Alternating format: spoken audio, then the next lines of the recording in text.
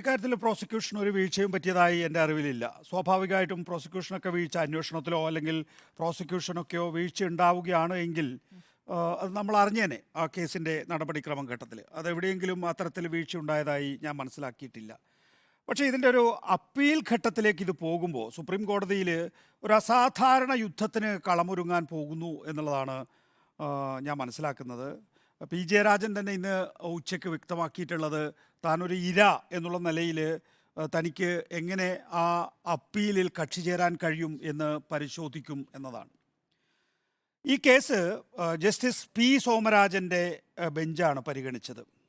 അപ്പോൾ ഈ justice P സോമരാജൻ്റെ bench പരിഗണിച്ചത് ചൂണ്ടിക്കാണിച്ചുകൊണ്ടാണ്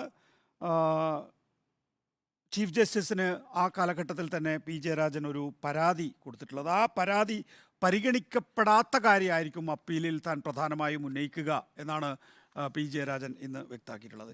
പി ജയരാജൻ ഈ അപ്പീലിൽ നൽകിയ പരാതി വളരെ പ്രധാനപ്പെട്ടതാണ്. അദ്ദേഹം പറയുന്ന പരാതി എന്ന് പറയുന്നത് ജസ്റ്റിസ് പി സോമരാജൻ്റെ മുന്നിൽ 20/12/2023 പി ജയരാജൻ്റെ മുമ്പിലേക്ക് ഈ അപ്പീൽ ആദ്യമായി വന്നത്. അന്ന് പബ്ലിക് പ്രോസിക്യൂട്ടർ അഡ്ജേൺമെൻറ്റ് ചോദിച്ചു. ജസ്റ്റിസ് പി സോമരാജൻ അഡ്ജേൺമെൻറ്റ് കൊടുത്തു 20/12/2023, അതായത് കഴിഞ്ഞ വർഷം ഡിസംബർ 20 ആ കേസ് മുന്നിൽ വന്നപ്പോൾ തന്നെ അഡ്ജേൺമെൻറ്റ് ചോദിച്ചു. ജസ്റ്റിസ് സോമരാജൻ അഡ്ജേൺമെൻറ്റ് കൊടുത്തു. തൊട്ടടുത്ത ദിവസം അഡ്ജേൺമെൻറ്റ് കൊടുത്തിട്ടും തൊട്ടടുത്ത ദിവസം ജസ്റ്റിസ് പി സോമരാജൻ ആ കേസ് വീണ്ടും എടുക്കുന്നു. പരാതിയിൽ പി ജയരാജൻ അതിനെ പറയുന്നത് ഇൻകോംപ്രിഹെൻസിബിൾ റീസൺസ് എന്നാണ്. അതായത് മനസ്സിലാക്കാനൊക്കാത്ത കാരണങ്ങളാൽ എന്നാണ് വിശദീകരിച്ചിരിക്കുന്നത്. തൊട്ടടുത്ത ദിവസം തന്നെ 20 അഡ്ജേൺ ചെയ്ത കേസ് 21 വീണ്ടും എടുത്തത്. സ്വാഭാവികമായും സ്പെഷ്യൽ പബ്ലിക് പ്രോസിക്യൂട്ടർ കഴിഞ്ഞ ദിവസത്തെ നടപടിക്രമങ്ങൾ ചൂണ്ടിക്കാണിക്കുന്നു. വീണ്ടും കേസ് 4/1/2024 മാറ്റി. അതായത് ഈ വർഷം ജനുവരി മാസം 4 മാറ്റി എന്നുള്ളതാണ്. അതായത് ക്രിസ്മസ് അവധിക്ക് ശേഷം. സാധാരണഗതിയിൽ ക്രിസ്മസ് അവധി കഴിഞ്ഞതിന് ശേഷം റോസ്റ്റർ മാറാറുണ്ട്, ജഡ്ജിമാർ മാറാറുണ്ട്. 20 കേസ്, അതായത് ആദ്യ ദിവസം ഈ അപ്പീൽ എടുത്ത സമയത്ത് തന്നെ അഡ്ജേൺ ചെയ്ത ജഡ്ജ് അന്ന് വന്ന റോസ്റ്റർ കാണുകയാണ്. ഈ പി ജയരാജൻ്റെ പരാതിയിൽ അങ്ങനെയാണ് പറയുന്നത്. അതായത് ക്രിസ്മസ് വെക്കേഷന് ശേഷം ബെഞ്ച് മാറുന്നു എന്ന് കണ്ട ജഡ്ജ് തൊട്ടടുത്ത ദിവസം കേസെടുത്ത് വിഷയത്തിൽ തൊടാൻ നോക്കി എന്നുള്ളതാണ്. എന്നാൽ സ്പെഷ്യൽ പബ്ലിക് പ്രോസിക്യൂട്ടർ കഴിഞ്ഞ ദിവസത്തെ നടപടിക്രമങ്ങൾ ചൂണ്ടിക്കാണിച്ചുകൊണ്ട് ആ വിഷയത്തിലേക്ക് കടക്കാൻ കഴിഞ്ഞില്ല.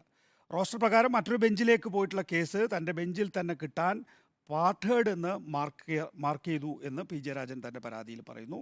എന്നാൽ ഇത് പാർട്ട് എന്ന് മാർക്ക് ചെയ്തിട്ടുള്ളത് തന്നെ വാദം കേട്ടിട്ടേ അല്ല എന്നാണ് പി ജയരാജൻ തൻ്റെ പരാതിയിൽ പറയുന്നത്.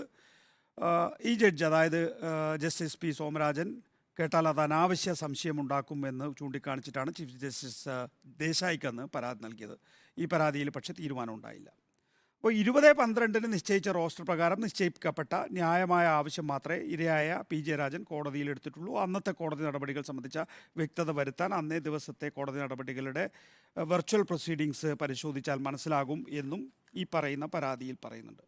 ഏതായാലും ഈ കേസിൽ പി സോമരാജൻ റിട്ടയർമെൻറ്റ് സംഭവിക്കുന്നതിന് തൊട്ട് മുമ്പാണ് ഇപ്പോൾ വിധിന്യായം പുറപ്പെടുവിച്ചിട്ടുള്ളത്. അഡ്വക്കേറ്റ് PS ശ്രീധരൻപിള്ള, ഇപ്പോഴത്തെ ഗോവ ഗവർണർ, ഈ കേസിൽ പ്രതിഭാഗത്തിന് വേണ്ടി അണിനിരന്നതായി നമുക്ക് കോടതി വിധിയിൽ കാണാം. അദ്ദേഹത്തിൻ്റെ മകനാണ് കേസ് പ്രധാനമായും ബാധിച്ചിട്ടുള്ളത്. നമുക്കറിയാവുന്നതുപോലെ RSSൻ്റെ ജില്ലാ കാര്യവാഹ് ആണ് ഈ കേസിലെ 4ാം പ്രതി പാറ ശശി. RSSൻ്റെ താലൂക്ക് കാര്യവാഹാണ് കടിച്ചേരി അജിയാണ് അതിലെ മറ്റൊരു പ്രതി. അപ്പോൾ ഈ കേസിൽ ഇനിയിപ്പോൾ പി ജയരാജൻ കക്ഷി ചേരുന്നതിലൂടെ ഇതിൻ്റെ ഒരു അപ്പീൽ മാത്രമല്ല യഥാർത്ഥത്തിൽ ഈ സുപ്രീം കോടതിയിൽ പ്രധാനമായും വരാൻ പോകുന്നത്. അതിനപ്പുറത്തേക്ക് പാർട്ട് അല്ലാത്ത കേസ്, അഡ്ജേൺ ചെയ്ത മാത്രം കേസ് പാർട്ട് എന്ന് മാർക്ക് ചെയ്ത് അക്കാര്യത്തിൽ റോസ്റ്റർ മാറിയതുകൊണ്ട് ആ കേസ് തൻ്റെ കയ്യിൽ തന്നെ വെക്കാൻ വേണ്ടി ജസ്റ്റിസ് സോമരാജൻ ശ്രമം നടത്തി എന്നുള്ള ചീഫ് ജസ്റ്റിസിന് അന്നയച്ച പരാതി, ആ പരാതി കൂടി യഥാർത്ഥത്തിൽ പി ജയരാജൻ തൻ്റെ അപ്പീലിൽ ഉന്നയിക്കും എന്നാണ് പറഞ്ഞിരിക്കുന്നത്. ഇത് വളരെ പ്രധാനപ്പെട്ടതാണ്. ജസ്റ്റിസ് സോമരാജൻ റോസ്റ്റർ മാറിയിട്ടും അനധികൃതമായി കേസ് നിലനിർത്താൻ ശ്രമിച്ചു. ആ കാര്യത്തിൽ അന്ന് നൽകിയിട്ടുള്ള പരാതി PS ശ്രീധരൻപിള്ളയാണ് വക്കീൽ. അദ്ദേഹത്തിൻ്റെ മകനാണ് പ്രധാനമായും വാദിച്ചത്. വെറുതെ വിട്ട പ്രതികൾ RSSൻ്റെ ഏറ്റവും ഉയർന്ന നേതാക്കളാണ്. അപ്പോൾ സ്വാഭാവികമായിട്ടും അക്കാര്യത്തിൽ ഒരു വളരെ ശ്രദ്ധേയമായിട്ടുള്ള വാദപ്രതിവാദങ്ങൾ സുപ്രീം കോടതിയിൽ നമുക്ക് പ്രതീക്ഷിക്കാം. നമുക്ക് പി ജയരാജൻ്റെ കാര്യം അറിയാം. അദ്ദേഹത്തിനെ 1999 തിരുവോണനാളിലാണ് വെട്ടിക്കൊല്ലാൻ ശ്രമിച്ചിട്ടുള്ളത്.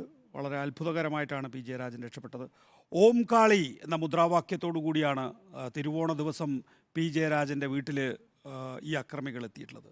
അദ്ദേഹത്തിൻ്റെ ഇടത് കൈയിലെ പെരുവിരൽ അറുത്തെടുത്തു, വലത് കൈ വെട്ടിപ്പിളർന്നു, കൊല്ലാൻ വേണ്ടി നട്ടെല്ല് വെട്ടിനുറുക്കി. നമുക്കറിയാം അന്നത്തെ യാത്രയൊക്കെ പി ജയരാജൻ്റെ. മരിച്ചെന്ന് കരുതിയാണ് ഉപേക്ഷിച്ച് പോയിട്ടുള്ളത്. അപ്പോൾ കമ്മ്യൂണിസ്റ്റ് പാർട്ടി കേരളത്തിൽ പ്രത്യേകിച്ച് കണ്ണൂർ ജില്ലയിൽ രൂപമെടുക്കുമ്പോൾ ഉണ്ടായിട്ടുള്ള സംഭവങ്ങളൊക്കെ നമുക്കറിയാം. സാമ്രാജ്യത്വ ശക്തികൾ, പിന്നീട് കോൺഗ്രസ്, പിന്നീട് RSS വലിയ നിലയിൽ കമ്മ്യൂണിസ്റ്റ് പാർട്ടി നേതാക്കളെ ആക്രമിക്കപ്പെട്ടിട്ടുണ്ട്. ആ പോരാട്ടത്തിൽ നിർണായകമായ ഒരു റോള് പി ജയരാജൻ വഹിച്ചിട്ടുണ്ട്.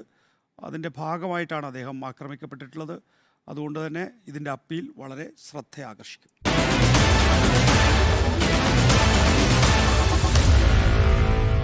Meet the editors.